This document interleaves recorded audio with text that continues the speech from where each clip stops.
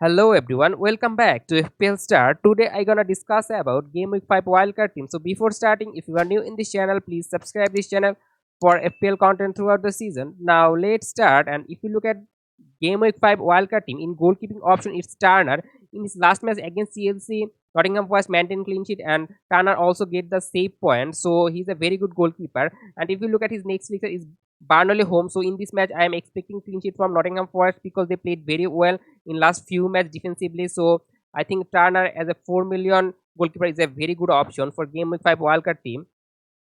Now move on to the fast defender in this team at TPR. If you look at his performance in last season, in right back position he played very well. He got a lot of attacking return, and as well as he played very well, and Newcastle defensively looks solid in last season. So as his fixture from Game Week 5 onward looks fabulous, so I think that's why you should go for Trippier in your wildcard team, and he's 6.5 million value. It's high value defender, but I still think that he's worthy of it.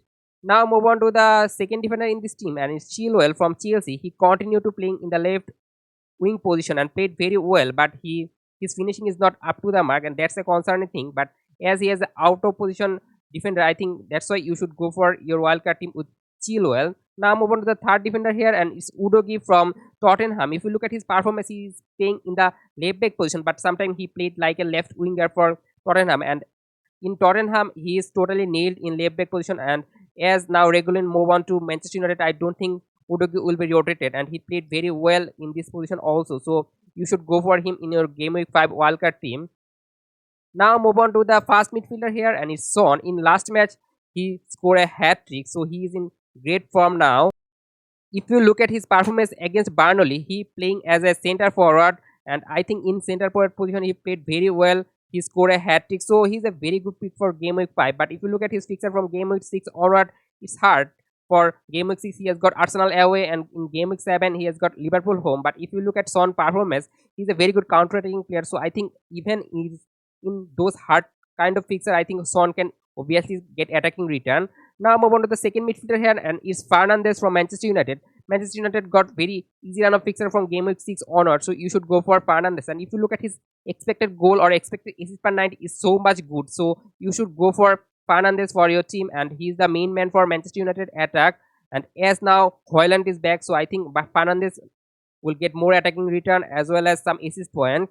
Now move on to the third midfielder here, and is from Chelsea, and it's Sterling. He's playing in the right wing position for Chelsea, and he's the creative player for Chelsea. If you look at his performance, he's performs very well. But in center forward position, I don't think that Nicolas Jackson playing well. He missed a glorious chance in last match, and that's a disappointing thing for his owner. But if you look at Sterling performance, he's playing well, and he's the most advanced player in last match against Nottingham Forest.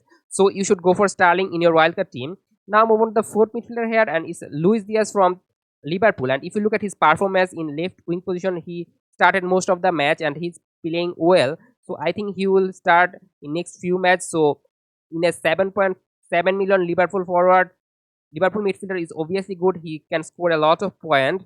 Now move on to the first forward in this team, and it's obviously Erling Haaland. In his last match against Fulham, he scored hat trick and also provide one assist. He's in beast form, so you should obviously go for him in your wildcard team. Now move on to the second forward here, and it's Julian Alvarez from Manchester City. In last match, he playing with Erling Haaland in the striking position, and they combine very well. And if you look at his performance, he's playing well. And if you look at Manchester City fixture, is also good.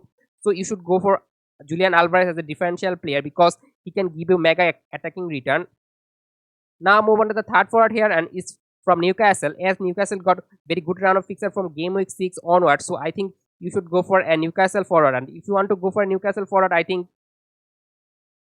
Isak should be the one because he started most of the match for Newcastle and playing as a center forward, the main focal point for Newcastle attack. So you should go for him. But there is a concern over Isak that there might be rotation for Isak in Champions League match. There is Wilson there. He's also a very good striker. But I still think that Isak will start most of the match. So you should go for Isak as a good pick for Game Week 5. Now move on to the bench option, and in goalkeeping option is Onana. In Game Week 5 I played Turner, but after Game Week 5 I think Manchester United got very good run of fixture, so Onana can give you some point from clean sheet, and also he's a very good ball carrier. So I think he can give you the point for save and also bonus point because he's a very good ball passer.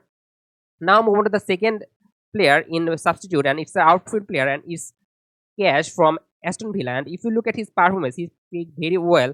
He's sometimes playing as a right winger for Aston Villa, and when he played right winger, he scored 2 goals in last few matches. So he's a very good player to own as a 4.6 million defender. Now move on to the second bench option in outfield, and it's Pinnock. And if you look at his fixture in game week 4, it's Newcastle away. It's not ideal, that's why he's in bench. But if you look at his performance in the centre back position, he played very well, and he's a nailed player for Brentford. And if you look at his goal threat, he has got possesses very good goal threat from set pieces. So you should go for Pinnock for your team. Now move on to the third defender, and it's not a defender, it's a midfielder, and I think it's a just 4.4 million midfielder Gomez.